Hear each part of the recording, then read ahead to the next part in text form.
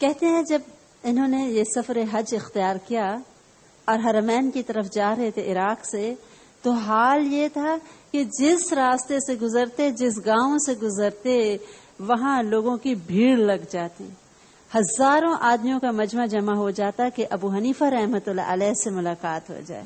کہتے ہیں مکہ معظمہ گئے تو ایسے لوگ ان کے گرد جمع ہوئے کہ تل دھرنے کو جگہ نہ تھی۔ ایک شخص کہتے ہیں کہ میں صرف قریب گیا کہ دیکھوں کہ امام ابو حنیفہ کیسے ہیں، سعد ان کا نام تھا، اور کہتے ہیں میں پہنچا تو دیکھا اتنے ہزاروں کا مجمع تھا، اتنے میں ایک شخص آیا اور کہنے لگا آپ میرے ایک سوال کا جواب دیں ابو حنیفہ۔ انہوں نے پوچھا کہ ہاں پوچھئے۔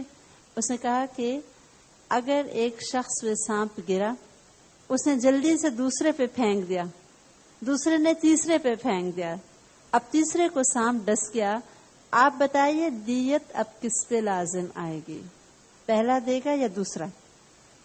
انہوں نے کہا کہ پہلے پہ جب سانپ گرا اس نے دوسرے پہ پھینکا تو دوسرے نے اپنے سے پھینک دیا، اس کو کوئی تکلیف نہیں ہوئی، اس لیے پہلا تو مبرہ ہے، اس پہ تو کوئی دیت دینا لازم ہے نہیں۔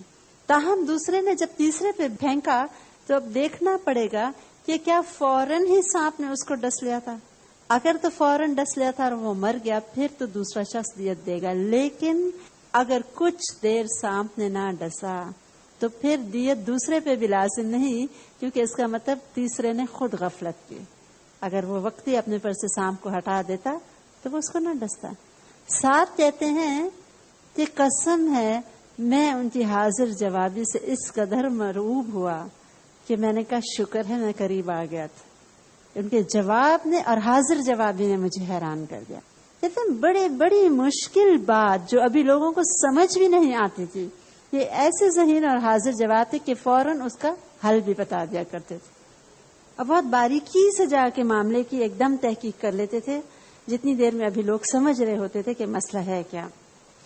کہا جاتا ہے امام ابو حنیفہ رحمۃ اللہ علیہ نے کم از کم 4000 شیوخ سے علم حاصل کیا، 4000 ٹیچرز، لیکن احتیاط اور تحقیق کے ساتھ صرف ان لوگوں سے جن کے اساتذہ واقعی تابعین کرام تھے، اور تابعین کرام بھی وہ ان کے شیوخ ہوتے جن کے استاد وہ صحابہ کرام تھے جو آپ صلی اللہ علیہ وسلم کی خدمت یا صحبت میں بہت عرصہ رہے۔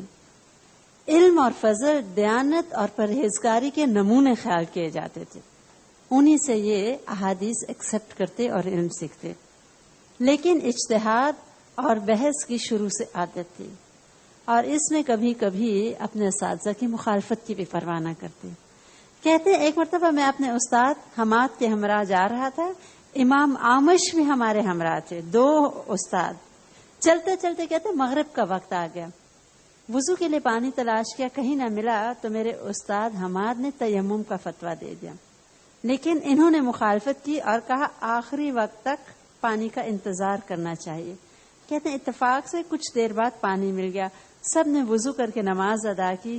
یہ پہلا موقع تھا کہ میں نے استاد کی مخالفت کی، لیکن استاد حماد اتنی محبت کرتے کہ بیٹا بیٹا ہی کہتے تھے ان کو، اور مان گئے استاد کہ میرے شاگرد کا اجتہاد مجھ سے بہتر تھا۔ جہاں یہ اساتذہ کرام کی بہت عزت کرتے تھے، وہاں اپنی والدہ کی بھی بہت عزت، محبت اور تعظیم کرتے تھے۔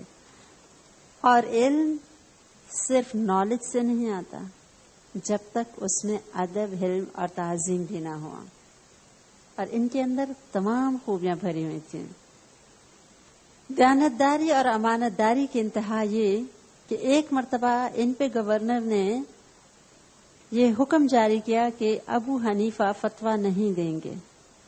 یہ گھر میں بیٹھ کے ان کی بیٹی ان کے پاس آئی اور کہنے کی ابا جان میں روزے سے ہوں، میرے دانت سے خون نکلا اور حلق سے اندر چلا گیا، کیا میرا روزہ مکروہ ہو گیا؟ کہنے کہ بیٹی مجھے حکومت وقت نے فتویٰ دینے سے منع کیا ہوا ہے، جاؤ جا کے اپنے بھائی حماد سے اس کا مسئلہ پوچھو۔ وہ کہتی ہے تو یہاں کون سا حکومت کا کارندہ بیٹھا ہوا ہے؟ کہتے ہیں خدا تو ہے، کیا خدا نہیں دیکھ رہا؟ اللہ تعالیٰ کو ان کی بات پسند آئی۔ تھوڑے ہی دنوں بعد گورنر کو خود کوئی مسئلہ پیش آیا جس کو سوائے امام ابو حنیفہ کے اور کوئی نہ حل کر سکتا، خود ہی انہوں نے اپنے حکم کو دوبارہ منسوخ کیا اور ان کو بلوا کے مسئلہ پوچھا اور یوں ان پر سے یہ بین ہٹا دیا گیا. کہتے ہیں عقل، ذہانت، حاضر جوابی کے ساتھ ساتھ اللہ تعالیٰ نے ان کو بہترین شکل و صورت اور شخصیت بھی عطا کی تھی. اچھی حسن سیرت، خوبصورت اور ایک مؤثر ان کی شخصیت تھی. گفتگو کا انداز نہایت شیرین، الفاظ واضح اور صاف ہوتے، بلند آواز ہوتی، اور کیسا ہی مشکل مضمون کیوں نہ ہوتا اتنی فصاحت اور صفائی سے بیان کرتے کہ لوگوں کو بات سمجھ آ جاتی. اس کے ساتھ ساتھ خوش لباس، اچھی خوشبو کا استعمال کرتے اور اللہ نے جو نعمتیں دی تھیں ان کا اظہار بھی کرتے. ایک مرتبہ ان کے شاگرد کہتے ہیں کہ میں نے دیکھا امام ابو حنیفہ کو، انہوں نے نہایت قیمتی چادر اوڑھی ہوئی تھی جس کی قیمت 400-500 درہم سے کم نہ ہوگی، لیکن یہ دولت جو اللہ کی طرف سے ملی تھی وہ اللہ کے بندوں پہ پوری فیاضی سے خرچ کرتے، ضرورت مندوں، مقروض لوگوں اور طالب علموں پہ بے تحاشا خرچ کرتے، علماء کی قدر کرتے اور محدثین اور علماء کے لیے اپنی طرف سے اپنی تجارت میں ایک خاص حصہ ڈالتے اور اس پہ جو منافع آتا وہ حصہ علماء، محدثین اور طالب علموں پہ ہی خرچ ہوتا. اخلاق ایسا بہترین تھا جن کے مشہور شاگرد ابو یوسف رحمۃ اللہ علیہ فرماتے ہیں کہ امام ابو حنیفہ رحمۃ اللہ علیہ نہایت پرہیزگار تھے، اکثر چپ رہتے اور سوچا کرتے، کوئی مسئلہ پوچھتے تو جواب دیتے ورنہ خاموش رہتے، نہایت سخی اور فیاض، کسی کے آگے حاجت نہ لے جاتے، اہل دنیا سے احتراز کرتے، دنیاوی جاہ و منصب کو حقیر سمجھتے، غیبت سے بچتے تھے. ابو سفیان ثوری رحمۃ اللہ علیہ سے کسی نے کہا کہ ابو حنیفہ کسی کی غیبت نہیں کرتے، تو وہ بولے ابو حنیفہ بے وقوف نہیں کہ غیبت کر کے اپنے عمل صالح کو کم کر دے. جب بھی کسی کا ذکر کرتے بھلائی سے کرتے، اور اسی لیے ان کے یہ اوصاف سن کے ہارون الرشید نے کہا صالحین کے یہی اوصاف ہوتے ہیں. حق بات کہتے اور حق گوئی میں کبھی کسی کے عہدے یا مرتبے سے نہ دبتے. خلیفہ منصور اور ان کی بیوی ہیرا خاتون کے درمیان کچھ ناراضگی ہو گئی. خاتون کو شکایت ہوئی کہ خلیفہ انصاف نہیں کرتا. منصور نے کہا کسی کو منصف قرار دے دو. اس نے امام صاحب کا نام تجویز کیا. اسی وقت امام صاحب کو دربار میں بلوایا گیا. خلیفہ منصور کی بیگم پردے کے پیچھے بیٹھی اور ساری کاروائی دیکھ اور سن رہی تھیں. خلیفہ منصور نے ان سے پوچھا کہ یہ بتائیے شرع کی روح سے ایک مرد کتنے نکاح کر سکتا ہے؟ امام صاحب نے فرمایا 4. خلیفہ منصور اپنی بیوی کی طرف متوجہ ہو کے مخاطب ہوئے، سنتی ہو؟ اس نے کہا جی سن لیا.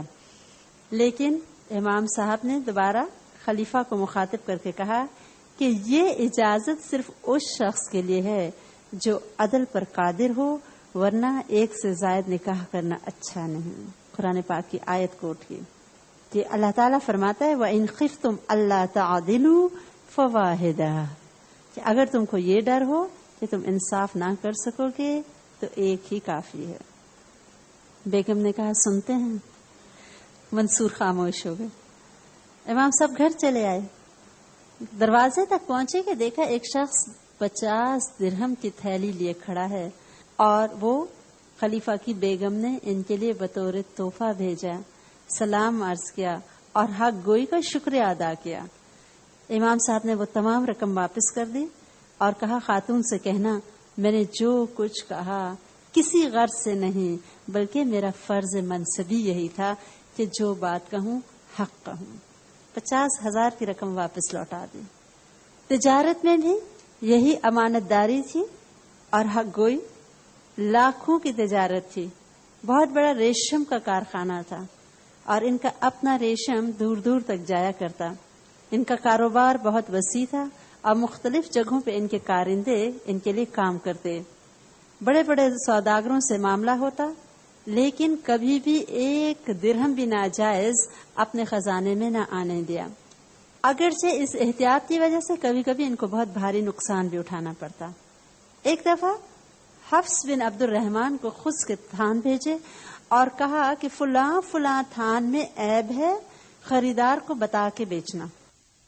حفص کو یاد نہ رہا اور انہوں نے تمام تھان بیچ ڈالے اور خریدار کو بتا نہ سکے کہ فلاں تھان میں عیب ہے۔ کل رقم 30,000 آئی، اور جب امام صاحب نے پوچھا کہ کیا تم نے عیب بتا کے فروخت کیا تھا، اسے کہا وہ تو میں بھول گیا۔ انہوں نے وہ تمام 30,000 کی رقم خیرات کر دی، اپنے لیے لینا پسند نہ کیا کہ شک کا کوئی درہم میرے حلال کمائی میں نہ شامل ہو جائے۔ بیچتے وقت بھی ایمانداری، خرید و فروخت میں مکمل دیانتداری۔ ایک مرتبہ ایک عورت ان کے پاس آئی، اس کے پاس خس کا تھان تھا ریشم کا، کہنے لگی یہ فروخت کرا دیجئے۔ انہوں نے قیمت پوچھی کہ تم کتنے میں بیچو گی؟ وہ کہنے لگی 100 درہم۔ فرمایا یہ کم ہے، تو کہنے لگی 200 درہم۔ کہتے ہیں یہ 500 سے کم کا نہیں۔ وہ کہتی آپ شاید مذاق کرتے ہیں۔ انہوں نے کہا نہیں، احتیاطاً اس کو 500 درہم دے کے اس سے تھان خریدا۔ اور ایک مرتبہ ایک عورت آئی ان کے پاس خریدنے، تو کہنے لگی دیکھیے امانت کا معاملہ ہے، میں نے ایک تھان خریدنا ہے خس کا، آپ بتائیے کتنے کا بیچیں گے؟ کہنے لگے 4 درہم کا۔ وہ کہتی آپ مذاق کر رہے ہیں؟ کہتے نہیں مذاق نہیں کر رہا، میری جتنی رقم لگی تھی وہ سب باقی تھان بیچنے میں مجھے مل گئی، اب صرف 4 درہم باقی رہ گئے ہیں، اور اگر تم یہ 4 درہم پہ خرید لو گی تو میری رقم پوری ہو جائے۔ اس طرح اس عورت کو صرف 4 درہم پہ اتنا قیمتی تھان بیچ دیا، کیونکہ اس نے کہا تھا امانت کا معاملہ ہے۔ یہ آمدنی فیاضی سے لوگوں کے لیے خرچ ہوتی، شاگردوں سے بہترین سلوک کرتے، یہی شوق تھا کہ لوگ علم حاصل کریں اور اس کو آگے پھیلائیں۔ ان کے مشہور ایک شاگرد ہیں ابو یوسف، وہ ایک متوسط طبقے سے تعلق رکھتے تھے، اور ان کے والد کا یہی شوق تھا کہ بیٹا میرے ساتھ کام کرے تاکہ ہماری کچھ کمائی ہو سکے۔ اس کو علم حاصل کرنے کا شوق تھا، کبھی کبھار وہ آ کے ان کی مجلس میں بیٹھتا، اب بہت ہونہار شاگرد تھا۔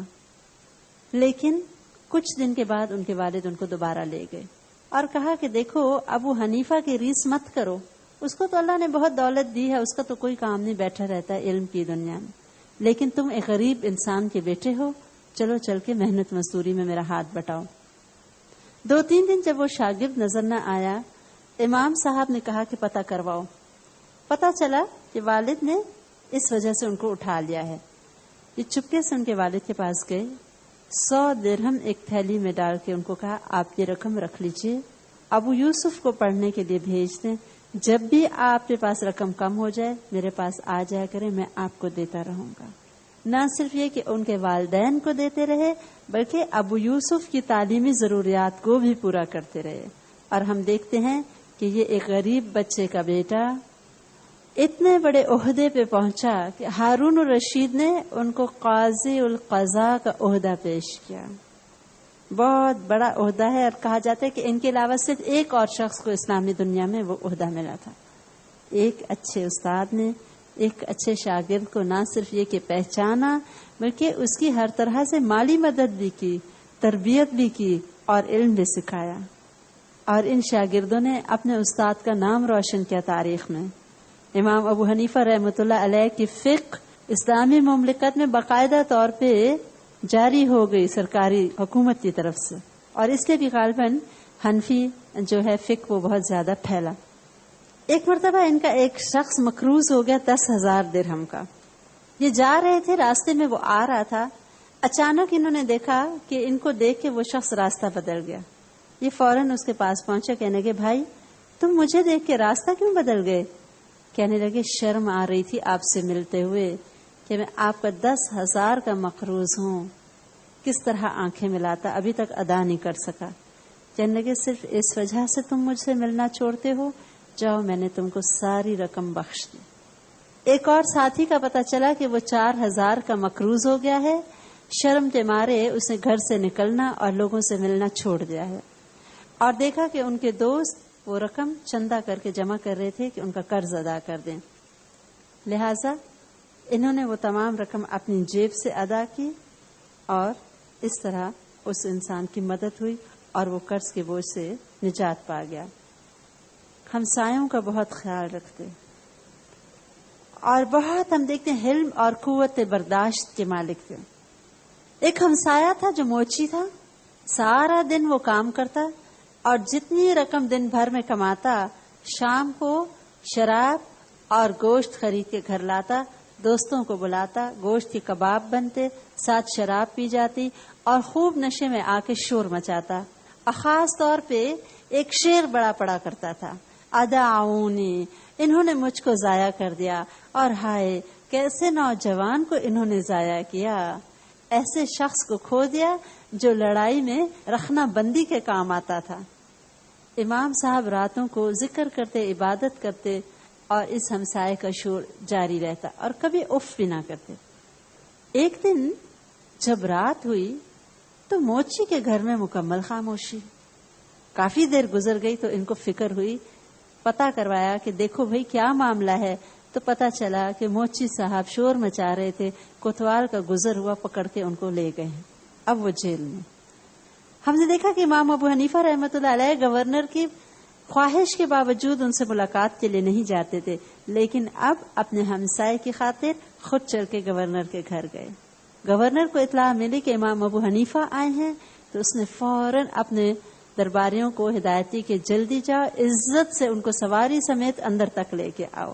خود تعظیماً کھڑے ہو گئے, بڑے ادب سے ان کو بٹھایا اور کہا آپ نے مجھے بلوا لیا ہوتا میں خود حاضر ہوتا, آپ نے کیوں تکلیف کی, فرمائیے کیسے آنا ہوا. انہوں نے کہا میرا ایک ہمسایہ موچی ہے, وہ گرفتار کر دیا گیا ہے, اسے رہا کرا دیں. اسی وقت انہوں نے داروغہ جیل سے کہا اور موچی کو رہا کرا دیا گیا. ان کے پاس جب موچی آیا تو اس کو ساتھ لے کے چلے اور راستے میں کہتے ہیں اس کو, کیوں بھائی ہم نے تو تم کو ضائع نہیں کیا. اسی شعر کا حوالہ دیا جو وہ پڑھتا تھا کہ ہائے انہوں نے کیسے نوجوان کو ضائع کر دیا. ابن خلقان کہتے ہیں کہ اس کے بعد اس حسن سلوک سے وہ موچی اتنا متاثر ہوا کہ اس نے ہر قسم کی عیش پرستی سے توبہ کی, ان کے حلقہ درس میں آ کے بیٹھنے لگا اور رفتہ رفتہ علم اور فقہ میں ایسی مہارت حاصل کی کہ فقیہ کے لقب سے وہ مشہور ہو گیا. نیک صحبت کبھی نقصان نہیں دیتی. والد ان کے یہ چھوٹے تھے تو فوت ہو گئے تھے. والدہ بہت عرصے تک زندہ رہیں, ان کو خدمت کا بہت موقع ملا, لیکن ان کی والدہ تھوڑے شکی مزاج تھیں, واعظوں سے عقیدت رکھتی تھیں اور امام ابو حنیفہ پہ بھروسہ نہیں کرتی تھیں فقہی معاملات میں. دنیا ان کے پاس آتی تھی, لیکن والدہ جو تھیں جب کوئی مسئلہ پیش آتا تو کہتی جاؤ جا کے زرقہ سے پوچھ کے آؤ. زرقہ وہاں پہ ایک تھے واعظ. امام صاحب والدہ کی حکم کی تعمیل کرتے اور زرقہ سے آ کے کہتے کہ والدہ نے یہ مسئلہ پوچھا ہے, آپ جواب دیجئے. وہ عذر کرتے اور کہتے امام صاحب آپ کے سامنے میں کیسے زبان کھول سکتا ہوں. فرماتے والدہ کا یہی حکم ہے, آپ ہی جواب دیں. آخر اگر مسئلہ مشکل ہوتا وہ کہتا جی مجھے تو سمجھ نہیں آ رہی, آپ یوں کریں کہ آپ مجھے اس کا حل بتا دیں, پھر میں وہی الفاظ دہرا دوں گا تو آپ والدہ کو بتا دیں کہ زرقہ یہ کہتا ہے. اور وہ اسی طرح کرتے, اور جب والدہ سنتی کہ زرقہ نے کہا ہے تو پھر وہ مطمئن ہو جاتی. لیکن ایک مرتبہ کہنے لگی نہیں تم مجھے لے چلو, مجھے تم پہ بھروسہ نہیں, میں خود پوچھتی ہوں. والدہ کو سواری پہ سوار کیا اور خود تعظیماً پیدل ساتھ ساتھ چلتے گئے اور زرقہ کے گھر پہنچے. والدہ نے جب مسئلہ پوچھا تو وہ زرقہ کہنے لگے کہ مجھے تو نہیں سمجھ آ رہی, امام صاحب آپ مجھ سے بہتر جانتے ہیں, آپ کیوں نہیں بتا دیتے. امام صاحب نے کہا میں نے گھر میں فتویٰ یہ دیا تھا, لیکن والدہ کا خیال ہے کہ صحیح نہیں ہے. زرقہ نے کہا ان کی والدہ کو کہ یہ بالکل صحیح بتا رہے ہیں. تب یہ سن کے والدہ کو تسلی ہوئی, کہتی ہاں اب ٹھیک ہے, کیونکہ زرقہ نے کہہ دیا کہ تم ٹھیک کہہ رہے ہو. جس زمانے میں ان کو ابن حویرہ نے کوڑے لگوائے تھے عہدہ قبول نہ کرنے پہ, تو یہ کہتے تھے مجھے کوڑوں کی تکلیف نہیں تھی, صرف یہ تکلیف تھی کہ میری والدہ کو تکلیف پہنچ رہی تھی بہت. اپنی تکلیف کی فکر نہیں ہے, والدہ کے دکھ کی تکلیف ہے جو ان کو میری وجہ سے ہوئی. ذہانت اور معاملہ فہمی میں کمال تھا. مشکل سے مشکل مسئلوں کا حل اتنی تیزی سے بتاتے اور اس صورت سے ذہن لڑاتے کہ لوگ حیران رہ جاتے. ان کے اپنے ہم اثر جو معلومات کے لحاظ سے ان کے برابر ہوتے تھے اور ان کو بھی اصل مسئلے کا حل معلوم ہوتا تھا، لیکن جتنی تیزی سے امام صاحب درست حل بتاتے، کبھی کبھی ان کے اپنے ہم اثر حیران رہ جاتے. ایک مرتبہ ایک میاں بیوی میں لڑائی ہوئی، جو کہ بہت کامن بات ہے. تو شوہر نے غصے میں آ کے قسم کھا لی اور کہا جب تک تو مجھ سے نہ بولے گی میں بھی تجھ سے نہیں بولوں گا. عورت بھی تیز مزاج کی تھی، اس نے بھی شوہر کے الفاظ دہرا دیے. اب کچھ دیر بعد دونوں پشیمان ہوئے، بولے بغیر تو چارہ نہیں. اب کیا ہو؟ دونوں سفیان ثوری رحمت اللہ علیہ کے پاس آئے. آپ ہمیں بتائیے اب ہم کیا کریں؟ انہوں نے کہا بھائی اب تو آپ کو قسم کا کفارہ دینا پڑے گا. مایوس ہو کہ وہ امام صاحب کے پاس دونوں آئے. انہوں نے ساری بات سن کے کہا کہ جاؤ آرام سے ہنسو بولو، کوئی کفارہ نہیں تم لوگوں پہ لازم آتا. وہ واپس سفیان ثوری رحمت اللہ علیہ کے پاس گئے کہ امام ابو حنیفہ تو یوں کہتے ہیں. وہ غصے سے ان کے پاس خود اٹھ کے چلے آئے اور کہنے کہ ابو حنیفہ آپ لوگوں کو غلط مسئلے بتاتے ہیں. امام صاحب نے دوبارہ اس میاں بیوی کو بلوا بھیجا اور اس شخص کو کہا کہ پورا واقعہ دوبارہ بیان کرو. اس نے دوبارہ وہ سب الفاظ ریپیٹ کیے کہ میں نے یوں قسم کھائی کہ جب تک تو مجھ سے نہ بولے گی میں بھی تجھ سے نہ بولوں گا. اور جواب میں بیوی نے بھی یہی الفاظ دہرائے. امام صاحب نے کہا کہ جب عورت کی طرف سے بولنے کی ابتدا ہو چکی تو قسم باقی کہاں رہی. سفیان ثوری رحمت اللہ علیہ نے کہا کہ حقیقت میں بات یہ ہے کہ آپ کو جو بات وقت پہ سوج جاتی ہے ہم لوگوں کا وہاں تک خیال بھی نہیں جاتا. اسی طرح کوفہ میں ایک مرتبہ ایک شخص کے 2 بیٹوں کی اکٹھی ایک ہی دن شادی ہوئی. غلطی سے دلہنوں کے پاس غلط دولہا چلے گئے. صبح ہوئی تو دونوں کو پتا چلا. اب سخت پریشان سارے گھر والے کہ کیا ہو. امام صاحب کو پتا چلا. انہوں نے کہا کوئی مسئلے کی بات نہیں، دونوں شوہروں کو میرے سامنے بلاؤ. دونوں سے پوچھا کہ بھئی رات جس دلہن کے پاس رہی کیا وہ دلہن تمہیں پسند ہے؟ انہوں نے کہا ہاں. تو کہا ٹھیک ہے تم لوگ اپنی پہلی بیویوں کو طلاق دے دو آدھا مہر دے کے اور دوسری دلہن سے نکاح کر لو. جس کے ساتھ رات رہے ہو اسی سے اب نکاح کر لو. اس طرح ایک بہت بڑا مسئلہ انہوں نے حل کر دیا. امام صاحب کی ان خوبیوں کی وجہ سے کافی لوگ ان سے حسد کرتے اور خلیفہ منصور کے آگے کوشش کرتے کہ کسی طرح امام ابو حنیفہ کی اہمیت کو کم کر کے بتایا جائے، ان کو ان کی نظروں سے گرا دیا جائے. ایک ان کے دربار میں تھا ربی نامی شخص. جب خلیفہ کے سامنے وہ پہنچا تو کہتا ہے کہ یہ امام صاحب جو ہیں آپ کے بزرگ عبداللہ بن عباس رضی اللہ تعالیٰ عنہ کی مخالفت کرتے ہیں. اور امام ابو حنیفہ کہتے ہیں کہ اگر کوئی شخص کسی بات پر قسم کھائے اور 2-1 روز بعد انشاءاللہ کہہ لے تو وہ قسم میں داخل نہیں.